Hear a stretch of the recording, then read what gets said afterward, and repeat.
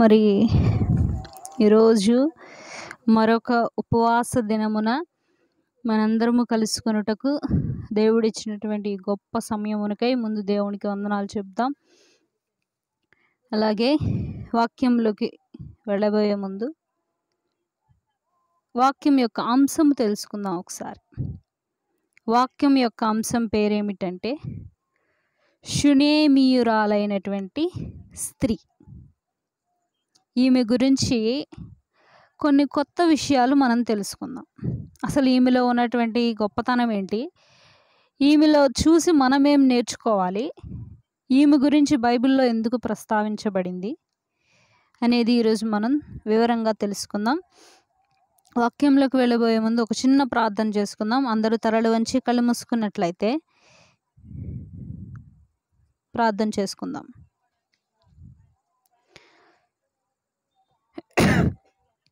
పరిశుద్ధుడు పరిశుద్ధుడు పరిశుద్ధుడు అని ప్రధాన దూతలతోనూ మానవ కోటి సమూహములతోనూ పొగడబడుచున్నటువంటి తండ్రి, మీకు వందనాలు, స్తుతి, స్తోత్రాలు నాయన. ఎంతోమంది ప్రభువా ఈ రోజును చూడకుండా తండ్రి నశించిపోవచ్చుండగా నాయన మీరు మమ్మల్ని అలాగూ చేయకుండా మమ్మల్ని ఇప్పటికీ సజీవ లెక్కలో ఉంచారు. అందును బట్టి వందనాలు తండ్రి. అలాగే నాయన ఈరోజు తండ్రి ఉపవాస కూడికలో ప్రభువా తండ్రి నాయన మీరే మమ్మల్ని ఈరోజు నడిపించి ఉన్నారు. అందరు బట్టి వందనాలు తండ్రి. నేను వాక్య భాగంలోకి వెళ్ళిచుండగా తండ్రి నైనా మీ సేవకురాలైనటువంటి నన్ను మరుగుపరచి ప్రభువా తండ్రి నీవే నీ యొక్క ప్రజలతో సూటిగా స్పష్టముగా మాట్లాడమని కోరుకుంటున్నాను ప్రభువా తండ్రి. నైనా నా ద్వారా వీరందరితో మాట్లాడండి తండ్రి. వాక్యం నాయన ఎవరు మర్చిపోకుండా తండ్రి వారి యొక్క మనసులు శ్రద్ధగా పెట్టుకొని తండ్రి నేను ఆలకించుటకు నీవే సహాయం చేయండి తండ్రి. గుర్తుపెట్టుకునేటువంటి జ్ఞానమును ప్రభువా వారికి దయచేయమని కోరుకుంటున్నాం ప్రభువా. యేసయ్యా నా యొక్క చిన్న ప్రార్థన మీ పాదాల చెంతకు చేర్చుకోమని నా ప్రియుడు నా ప్రియరక్షకుడైన యేసుక్రీస్తు వారి పరిశుద్ధ నామములో ప్రార్థన చేసి అడిగి వేడుకొని చూపొంది ఉన్నాము తండ్రి. ఆమేన్.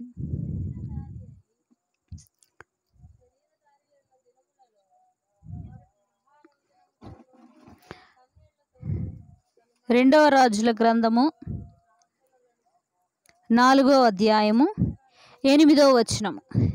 రెండవ రాజుల గ్రంథము 4వ అధ్యాయం 8వ వచనం. ఇక్కడ మనం చూసుకున్నట్లయితే ఈ 8వ అధ్యాయము నుండి 37వ వచనము 8వ వచనము నుండి 37వ వచనము వరకు కూడా ఈ షునేమీయురాలైనటువంటి స్త్రీ గురించే చెప్పడం జరిగింది. అసలు ఈమెలో ఉన్నటువంటి అంత ప్రత్యేకత ఏంటి అనేది కూడా మనం జాగ్రత్తగా గమనిద్దాం. ఈరోజు మొదటిగా 8వ వచనం ఒకసారి చదువుదాం. ఒక దినమందు ఎలీషా షునేము పట్టణమునకు పోగా అచ్చట ఘనురాలైన ఒక స్త్రీ భోజనమునకు రమ్మని అతని బలవంతము చేసెను. గనుక అతడు ఆ మార్గమున వచ్చినప్పుడల్లా ఆమె ఇంట భోజనము చేయుచు వచ్చెను. కాగా ఆమె తన పెనిమిటిని చూచి మన యొద్దకు వచ్చుచూ పోవుచున్నవాడు భక్తి గల దైవజనుడని నేనెరుగుదును. కావున మనము అతనికి గోడ మీద ఒక చిన్న గది కట్టించి అందులో అతని కొరకు మంచము, బల్ల, పీట, దీపస్తంభము నుంచుదుము. అతడు మన యొద్దకు వచ్చినప్పుడల్లా అందులో బస చేయవచ్చునని చెప్పాను. ఆ తరువాత అతడు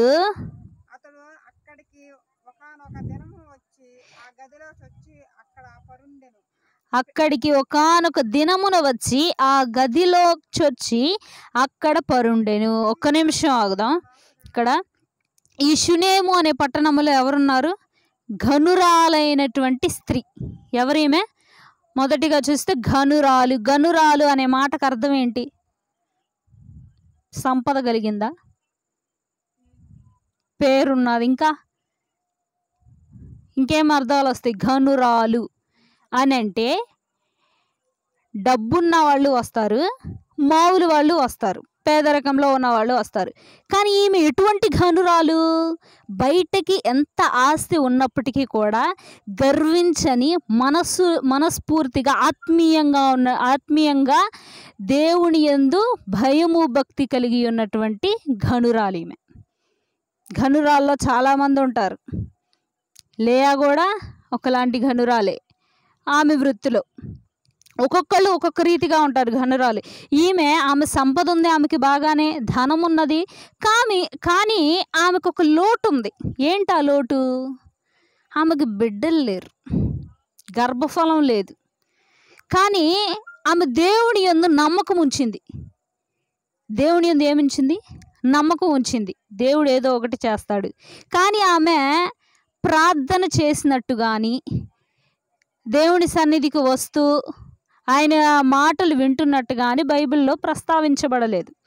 మనం ఇక్కడ గమనించినట్లయితే ఆమె దేవుని సేవ చేస్తున్నటువంటి వ్యక్తులకు ఇస్తున్న గౌరవం ఎంతలాగా ఆతిథ్యం ఇస్తుందో ఇక్కడ గమనించవచ్చు. ఆయన రోజు ఎలీషా గారు వస్తారు, వాక్యం ప్రకటిస్తారు, ఆయన కుదిరినప్పుడు వస్తున్నారు, వెళ్తున్నారు. ఆయనకి ఉండటానికి ఇక్కడ ఏం లేదు, ఒక స్థలం లేదు, ఒక గృహం లేదు ఆయనకి.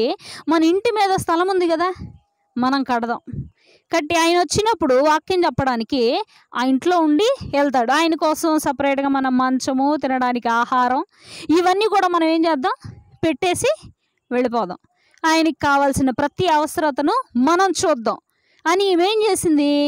ఇప్పుడైతే ప్రతి ఒక్కళ్ళు ఏమనుకుంటారు, ఆ ప్రక్రియని అది చేయటానికి భారంగా ఉంటుంది అందరికి. ఇప్పుడు అవునా కదా, భారంగా ఉంటుంది. అది ఎవరికైనా, ధనికులకైనా అది భారంగానే ఉంటుంది, పేదవాళ్ళకైనా భారంగానే ఉంటుంది. కానీ ఈ మీద భారంగా తీసుకోవాలి, బాధ్యతగా తీసుకుంది. దేవుని యొక్క సేవ చేస్తున్నారు అని అంటే దేవుని యొక్క మాట వింటారు వీళ్ళు, అంటే దేవుని యొక్క స్వరము వినగలిగినటువంటి వ్యక్తులు వీళ్ళని. వాళ్ళకి సేవ చేస్తే, వాళ్ళకి కొంచెం గౌరవం ఇస్తే, వాళ్ళని అభిమానంతో చూస్తే దేవుడు నన్ను కనికరిస్తాడేమో, నాకు కడుపులో గర్భఫలాన్ని ఇస్తాడేమో అన్న ఒక చిన్న ఆశ ఆమెలో. కానీ ఏ రోజు కూడా ఆమె దేవుణ్ణి అడగల, అలాగే ఎలీషా గారిని కూడా అడగల. తర్వాత ఇదంతా చేస్తూ ఉంటే మనం కూడా ఏదన్నా ఎక్కువగా ఇతరులకు ఇష్టమైన పనులు ఎక్కువ చేసామంటే వాళ్ళు ఏమంటారు, ఏదో ఆశిస్తున్నావు నా నుండి, మొత్తానికి ఇన్ని నాకు ఇష్టమైనవి చేస్తున్నావంటే ఏం ఆశిస్తున్నావు, అడుగు, నీకేం కావాలో అంటావా లేదా? అలాగే ఎలీషా కూడా అడిగారు, నాకు ఉండటానికి ఒక గృహం ఏర్పాటు చేసావు, మంచిగా మంచము ఇవన్నీ ఏర్పాటు చేసావు, తినటానికి ఆహారం, నీకేదో లోటు ఉంది ఏంటి అని చెప్పి గెహజీని కనుక్కురమ్మన్నాడు ఎలీషా. గెహజీ, నువ్వు వెళ్ళి కనుక్కురా, ఆమె నాకు ఇంత చేస్తుంది కదా, ఏం కోరుతుంది నా నుండావా? ఏదో కోరుతుంది, ఒక ఆశ ఉంది తనలో, కానీ నాతో ఏం చేయట్లేదు, తను చెప్పుకోవట్లేదు దాన్ని, కనీసం దేవుడితో కూడా చెప్పుకోవట్లేదు. నువ్వేంటో కనుక్కో వెళ్ళి అంటే, సరేనైనా ఆయన వెళ్ళి చూసి వస్తే అప్పుడు తెలిసింది విషయం. ఆమెకి ఏం లేదు, గర్భఫలం లేదు, పిల్లలు లేరు. 2వ వచనం చూద్దాం, 13వ వచనం.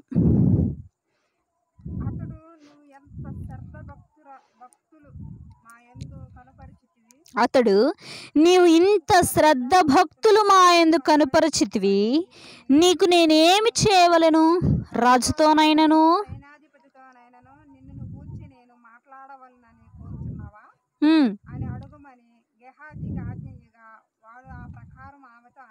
అందుకామె, నా స్వజనులలో కాపురమున్నానే నేను. ఎలీషా, ఆమె నేనేమి చేయకూర్చున్నదని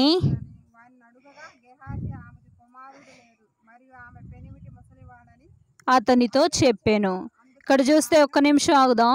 ఆమె ఆశ కోల్పోయింది. ఇక్కడ ఏంటి ఆశ?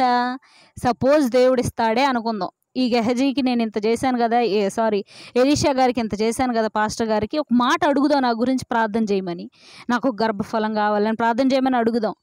కానీ ఆమెలో ఉన్న ఆశ చనిపోయింది. దేవునికి సేవ చేయాలి, దేవుని యొక్క సేవకుల్ని అభిమానించాలి, వారిని గౌరవించాలనేటువంటి ఆశ ఉంది, కానీ పిల్లలు పుడతారన్న ఆశ చనిపోయింది.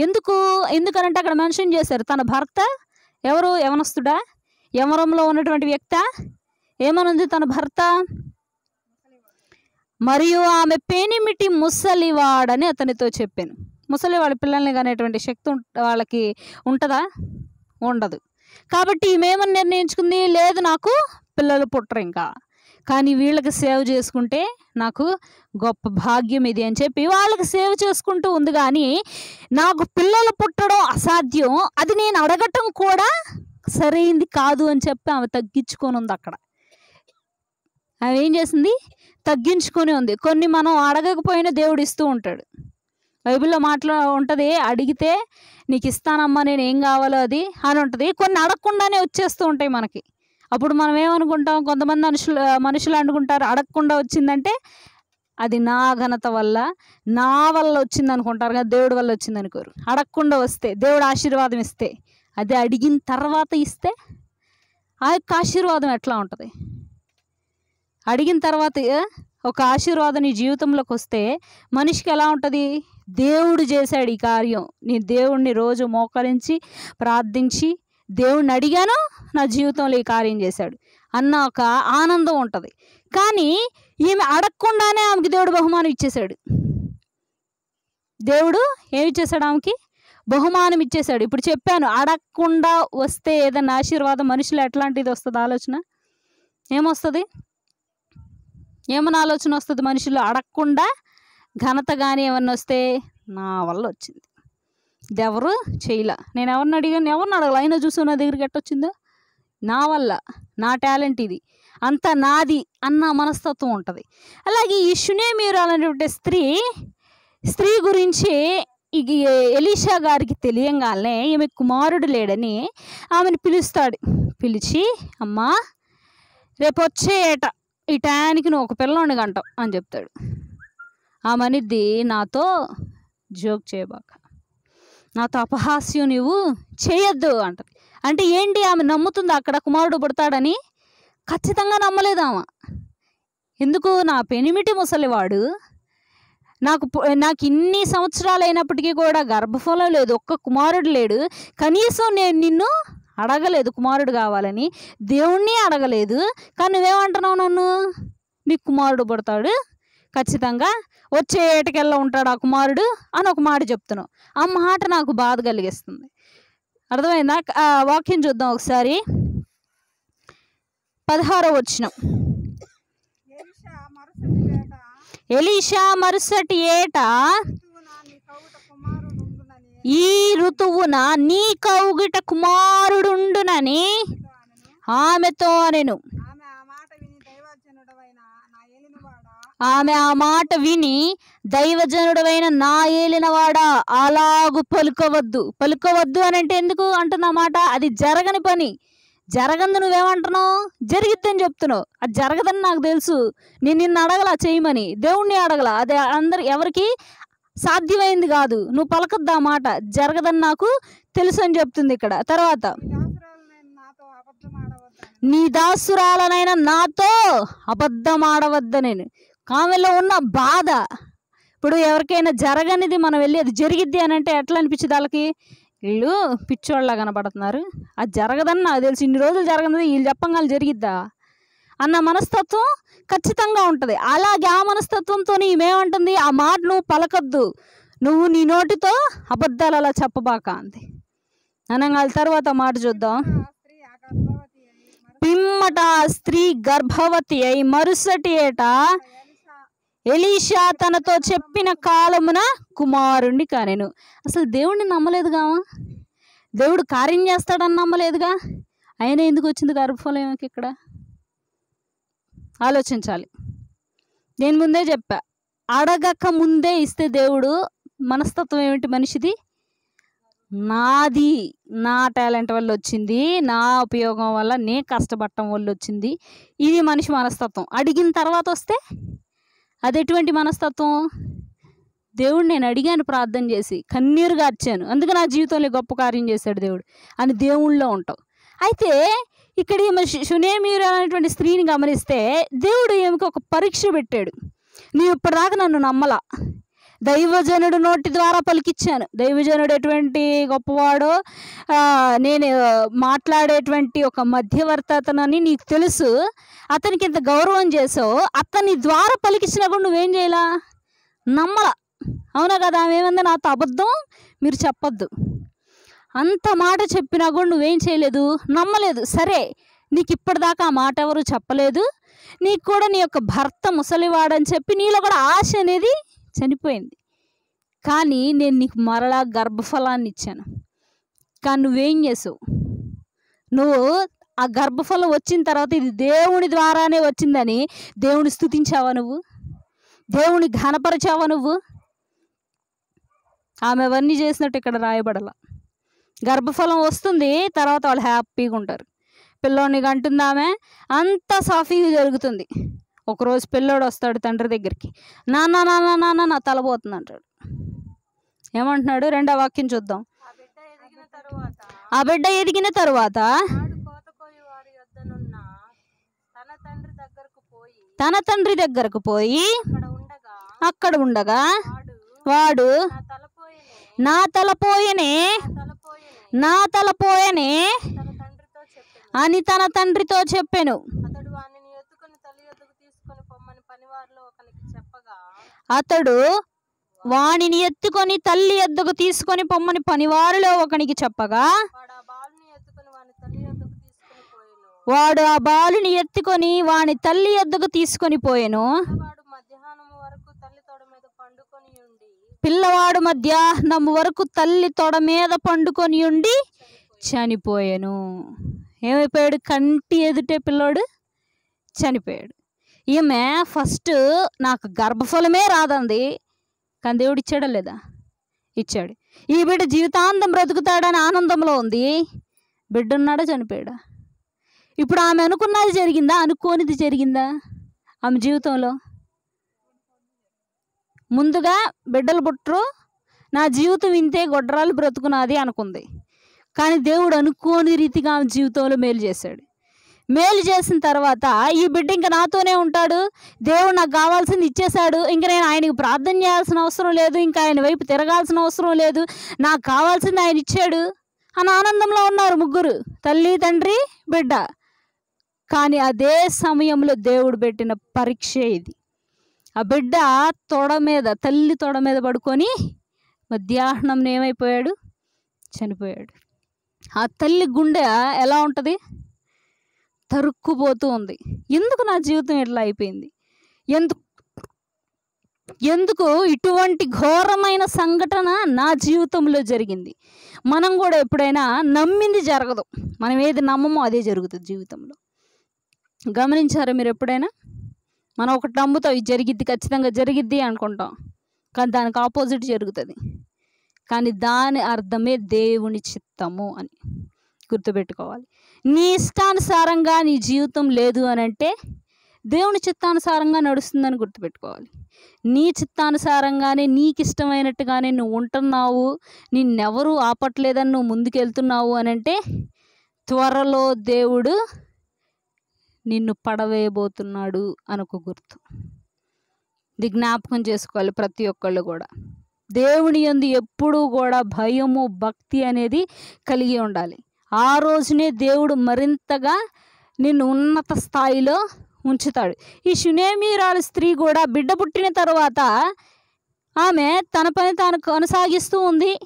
అరే, నేను అసలు నమ్మలేదు, అనుకోని రీతిగా దేవుడు నా జీవితంలో కార్యం చేశాడే అని చెప్పి దేవునిలో ఆమె బలపడలా, ఏమి దేవుని ఇంకా విశ్వసించలేదామా పూర్తిగా. అందుకని దేవుడు పెట్టిన పరీక్ష ఇది.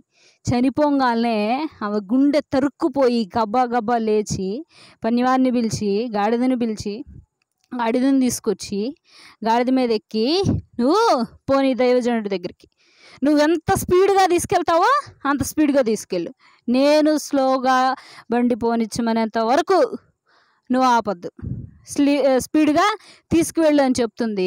ఆ స్త్రీ అలా చెప్పినప్పుడు వెళ్తూ ఉన్నారు. ఇలా దూరంలో నుంచి ఎలీషా గారు చూశారు ఆ స్త్రీ దగ్గరకు రావడం. గెహజీని పంపించారు, నీ బిడ్డ, నువ్వు, నీ భర్త క్షేమంగా ఉన్నారా అని అడుగు అని.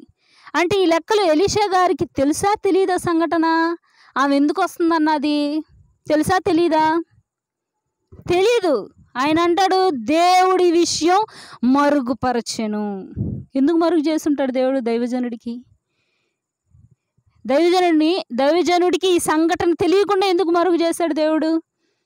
మార్పు ఎవరిలో రావాలి? ఆశీర్వాదం పొందిన ఆమెలో రావాలి. ఆశీర్వాదం ఇచ్చింది దేవుడు. ఎవరిని మధ్యవర్తిగా ఉంచాడు? ఎలీషాని. అంటే ఆమె జీవితం అంతా తెలిసినప్పటికీ కూడా దేవుడు ఖచ్చితంగా ఇస్తాడని ఆయన నోటి ద్వారా పలికాడా లేదా ఆ మాట? దేవుడు ఇస్తాడనే నమ్మకంతో పలికాడు. అంత బాగానే ఉంది. కానీ ఈమె నమ్మిందా? ఇక్కడ నమ్మలా. బిడ్డ పుట్టిన తర్వాత కూడా తన జీవితం ఇంకా బాగుండాలి అని అంటే నేను దేవునిలో ఉండాలనేది ఆమె గుర్తుపెట్టుకోవాలా. బిడ్డ కావాలి, ఓకే, దొరికింది, అయిపోయింది, ఇంకా అంతే, నా జీవితం ఇంకా సాఫీగా జరుగుతుందిలే అనుకుందే. కానీ అడగకుండా దేవుడు నా జీవితంలో ఇన్ని కార్యాలు చేశాడే అని దేవునిలో కృతజ్ఞత ఆమె చూపించాల. అందుకని దేవుడు పెట్టాడు ఈ పరీక్ష. ఆమె వెళ్ళంగానే అప్పుడు గెహజీ పంపిస్తాడు, వెళ్ళి కనుక్కుంటారా అంటే ఆమె సమాధానం చెప్తుంది, అందరూ బాగానే ఉన్నారు అనగానే గెహజీ వచ్చి మళ్ళీ ఎలీషాతో చెప్తాడు, అయ్యా అందరు బాగానే ఉన్నారంట. ఆమె త్వరగా వచ్చి ఆయన కాళ్ళ మీద పడుతుంది. కాళ్ళ మీద పడంగానే గెహజీ గారు వచ్చి ఆమె లేపుదాం అనుకుంటారు అక్కడి నుంచి. అప్పుడు ఎలీషా గారు అంటారు, ఈమె వ్యాకులు పడుతుంది, బాధలో ఉంది ఈమె, నువ్వేమేమని ముట్టుకోవద్దు, దూరంగా ఉండి, ఈమె ఏదో చెప్పాలని నా దగ్గరకు వచ్చింది ఇంత దూరం, ఏం చెప్పాలనుకుంటున్నావమ్మా నాతో చెప్పు అంటే అప్పుడు వస్తాయి ఆమె నోట్లో నుంచి ఒక మాట. రెండో మాట చూద్దాం. ఆమె కుమారుడు కావాలని నేను నిన్ను అడిగానా? నన్ను భ్రమ పెట్టవద్దని నీకు నేను అప్పుడే చెప్పానా లేదా? అతనితో మనవి చేయగా అతడు నీ నడుము బిగించుకొని నా దండము చేత పట్టుకొని పొమ్ము, ఎవరైనాను నీకు ఎదురుపడిన ఎడల వారికి నమస్కరింపవద్దు, ఎవరైనాను నీకు నమస్కరించిన ఎడల వారికి ప్రతి మర్యాద చేయవద్దు, అక్కడికి పోయి నా దండమును ఆజ్ఞ ఇచ్చి పంపెను. ఒక్క నిమిషం అవుదాం. ఇక్కడ ఈ మాటలన్నీ చెప్తూ ఎలీషా గారు ఆలోచిస్తున్నారు, దేవుడు ఎందుకు నాకు ఈ విషయం ముందుగానే తెలియజేయలేదు? ఆమె వేస్తున్న ప్రశ్న చూసారా? ఏమనంటుంది, ఎవరిని ఇక్కడ బ్లేమ్ చేస్తున్నావా? దేవుని చేస్తుంది ఒక రకంగా. నేనేదో నువ్వు వస్తున్నావని చెప్పి అప్పుడప్పుడు పాపం ఎక్కడ ఉంటావని చెప్పి మా ఇంటి పైనే గది కట్టాను, ఏదో చూసుకుంటూ ఉన్నాను, నాకు తెలుసు పిల్లలు పుట్టరాదన్న సంగతి, అయినా ఏదో నీకు చెయ్యాలి కదా సేవ, నీకు చేస్తే నాకు అదొక తృప్తి, దేవుని సేవకులకు చేస్తే అలా సేవ చేసుకుంటూ బ్రతుకుతున్నాను సంతోషంగా, అలా ఉన్నాను.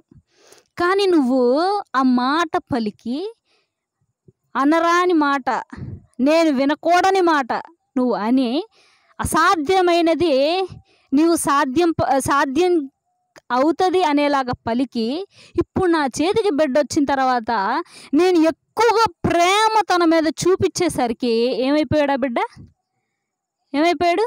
దూరం అయిపోయాడు. కనీసం ఎక్కడ చనిపోయాడు? అది కూడా తను నా ఒళ్ళోనే పడుకొని చనిపోయాడు. 9 నెలలు నేను తన్ని మోసాను, ఇంత చేశాను, ఇంత బాధ నాకు అవసరమా? నిన్ను నేను అడిగానా నాకు పిల్లలు కావాలి, అందుకోసమే నీకు ఇంత సేవ చేస్తున్నాను నేను, అందుకోసమే నీకు పైన గది కట్టించాను అని నిన్ను అడిగాను నేను? ఆమె మనసులో ఉన్న బాధ, అంతేగాని ఇది ఆలోచించట్లేదు ఆమె. ఏమని? దేవుడు ఒక పరీక్ష పెడుతున్నాడు, అసాధ్యం అనుకున్నది నా జీవితంలో సాధ్యం చేశాడు దేవుడు, ఇక నుంచి అయినా దేవునికి నమ్మకంగా నేను జీవించాలి అనేది ఆలోచించట్లేదే. కానీ ఆమె ఏం ఆలోచిస్తుంది? నా బిడ్డ ఎందుకు చనిపోయాడు, అసలు నువ్వెందుకు పలికావు ఆ మాట, నువ్వు ఆ మాట పలకడం వల్లగా నాకు బిడ్డ జన్మించాడు. సరే, ఆ బిడ్డ జన్మించాడని ఆనందంలో ఉండేసరికి ఏమైపోయాడు? ఆ బిడ్డ కనుమరుగైపోయాడు, నా ఊళ్ళోనే పడుకొని చనిపోయాడు. నువ్వెందుకు ఈ పని చేసావు అని అడిగితే ఆయన అంటున్నాడు, దేవుడు ఈ కార్యం నాకు మరుగు చేశాడమ్మా, నాకు చూపిలేదు దేవుడు ఇది జరుగుతుందని. కాబట్టి గెహజీకి చెప్పాడు, ఇదిగో నా దండం తీసుకెళ్ళి ఆ బాలుని ఎక్కడ పెట్టాలి? ఆ దండం తల మీద పెట్టు. పెట్టిన తర్వాత ఆ బిడ్డ జన్మించాడో లేదన్న సంగతి నాకు చెప్పంటే గెహజీ వెళ్ళేసి వస్తాడు. నువ్వు కూడా వెళ్ళమ్మా అంటే ఆమె అంటది, యెహోవా జీవము తోడు, నా జీవము తోడు, నేను విడవను, నిన్ను విడిచిపెట్టాలను, నిన్ను విడిచిపెట్టి వెళ్ళిపోయాను అంటే ఆ బిడ్డ ఏం బ్రతకడు నాకు తెలిసి. నువ్వు కూడా రా నాతో అంది. సరే వస్తున్నాను పద అని చెప్పి ఎలీషా గారు కూడా ఆమెతో బయలుదేరాడు.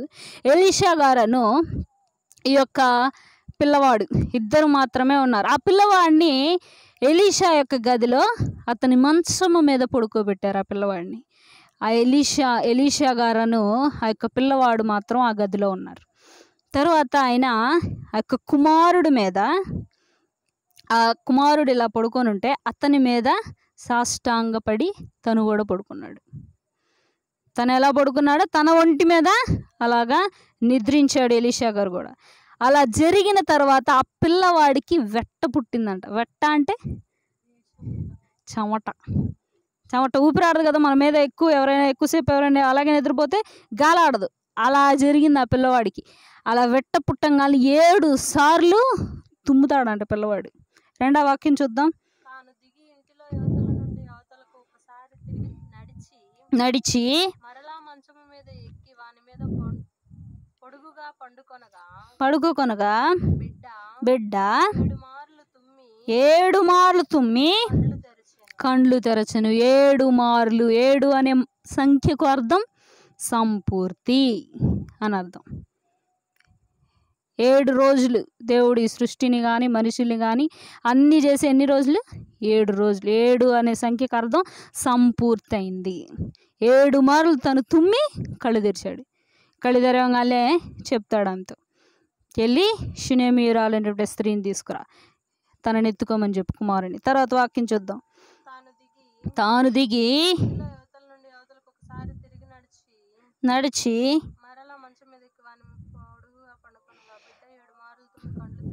కండ్లు తెరచెను. అప్పుడు అతడు గెహజీని పిలిచి ఆ షునేమీయురాలిని పిలుచుకొని రమ్మనగా వాడు ఆమెను పిలిచెను.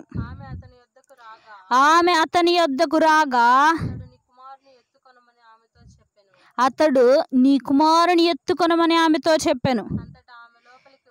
అంతటా ఆమె లోపలికి వచ్చి అతని కాళ్ళ మీద సాష్టాంగపడి లేచి, అసలు కాళ్ళ మీద ఎందుకు పడింది? ఈమె కాళ్ళ మీద పడాల్సిన అవసరం ఏమొచ్చింది? ఆమె మాట్లాడిన మాట, ఆమె చేసిన తప్పేందో తెలుసుకుందాం. అక్కడ నేనే మాట అన్నాను, ఎందుకు ఇచ్చావు నాకు ఏ బిడ్డని అని. అసాధ్యమైనది నా జీవితంలో చేసినప్పటికీ కూడా నేను దేవునిలో ఇంకా పూర్తిగా వెళ్ళలేదు. నాకు ఇదొక అనుభవం దేవుడిచ్చింది. నేనే నిజంగా నీ జీవితంలో ఈ గొప్ప కార్యం చేశాను అని దేవుడు ఈ రోజున నా కళ్ళ ముందు నిరూపించాడు. నీ ద్వారా దేవుడే నా జీవితంలో కార్యం చేశాడని నిరూపించాడు. అంటే దేవుడు అసాధ్యమైనది కూడా ఏం చేయగలడు? సాధ్యం చేయగలడని ఈరోజు నేను తెలుసుకున్నాను. మొదటిగా నాకు గర్భఫలం లేదు, దేవుడు నాకు గర్భఫలం ఇచ్చి ఆ కార్యాన్ని తెలియజేశాడు. కానీ నేనేం చేశాను? దాన్ని తెలుసుకున్నాను. తెలుసుకోలేదు. అది ఒక నీ మాట ద్వారా వచ్చింది. అది జరగదు అనుకున్నాను, కానీ అనుకోకుండా జరిగింది. అప్పుడు కూడా నేను దేవునిలోకి రాకుండా పూర్తిగా నీవే ఇచ్చావయ్యా అని కృతజ్ఞతగా ఉండకుండా ఉన్నాను. నాకు దేవుడి పరీక్షను పెట్టాడు. ఈ పరీక్ష పెట్టినప్పుడు కూడా దేవుడి పరీక్ష పెట్టాడని ఆలోచించకుండా నాకు ఇష్టం వచ్చినట్టుగా నిన్ను మాటలు అన్నాను. ఏమని? నిన్ను అడిగానా నేను కుమారుణ్ణి కావాలని? నిన్ను నేమైనా అడిగానా ఇవ్వమని? నా కుమారుడు లేడని నీతో నేనేమని చెప్పానా అని మాట్లాడి నిన్ను ఇంకా నేను బాధ పెట్టాను. ఈరోజు దేవుడు తానేంటో నా దగ్గర నిరూపించుకున్నాడు. తను ఎంత గొప్ప దేవుడో ఈరోజు నాకు తెలిసిందని తన కాళ్ళ మీద సాష్టాంగపడి నమస్కారం చేసింది. బాధేసింది. ఆమె చేసిన తప్పేంటో ఒకసారి దేవుడు రివైజ్ చేశాడు. ఇంకోసారి ఆ తప్పు చేయొద్దని ఈ కార్యం చేశాడు ఆమె జీవితంలో. మొదటిసారి ఇచ్చిన ఛాన్స్ ఆమె కోల్పోయింది, రెండోసారి మరలా ఇచ్చాడు. అంటే మరలా ఆ బిడ్డని బ్రతికించాడు. ఇక్కడి నుంచి అయినా నువ్వు ఎలా ఉండాలి? నీ జీవితంలో దేవుని యందు భయము భక్తి కలిగి ఆయన సన్నిధిలో ఎదిగి ఒదిగి ఉండాలి. ఆ రోజున నిన్ను ఇంకా దేవుడు ఆశీర్వదిస్తాడు. ఈమె జీవితంలో దేవుడు చేశాడు. రెండవ మారు ఆయన విశ్వసించింది ఇది చేసినది దేవుడు మాత్రమే, ఈ కార్యము దేవుడు మాత్రమే చేయగలడని విశ్వసించింది. ఆ గొప్ప కార్యాన్ని చూసినారు. ఈ రోజున ఆమె షునేమీయురాలైనటువంటి స్త్రీ. ఈరోజు నీవు కూడా నీ జీవితంలో దేవుడు ఎన్నో అవకాశాలను ఇస్తున్నాడు నీకు, కానీ నువ్వు వాటిని ఉపయోగించుకోకుండా దుర్వినియోగం చేసుకుంటున్నావు. మరలా దేవుడు ఒక పరీక్ష పెడుతున్నాడు. ఎలాగైతే షునేమీయురాలికి పరీక్ష పెట్టాడో బిడ్డని మరణించేలాగా చేసి, నీ జీవితంలో కూడా ఎన్నో రకాలైనటువంటి పరీక్షలు పెడుతున్నాడు. ఈ పరీక్ష పెట్టేటప్పుడే నువ్వు ఎలా మాట్లాడుతున్నావు, నువ్వు మాట్లాడే విధానం ఏంటి, నడుచుకునే విధానం ఏంటి, ఇతరులతో ఉంటున్న విధానం ఏంటి, ప్రతిదీ దేవుడు గమనిస్తున్నాడు. నీవు కూడా ఈరోజు నిజంగా దేవుని ఎరిగినటువంటి వ్యక్తివైతే, నీ జీవితంలో కూడా దేవుడు అసాధ్యమైనది సాధ్యం చేసింది నీవు ఇంకా గ్రహించలేకపోతూ ఉంటే, ఈరోజు దేవుడు నిన్ను గ్రహించమంటున్నాడు. దేవుడు చేసిన గొప్ప కార్యముల గురించి ఆలోచించమంటున్నాడు. దేవునిలోకి మరలా తిరిగి రమ్మంటున్నాడు. ఈ పరిశుద్ధ వాక్యం దేవుడు దీవించి మన వినికిడిలో ఆశీర్వదించునుగాక. ఆమేన్.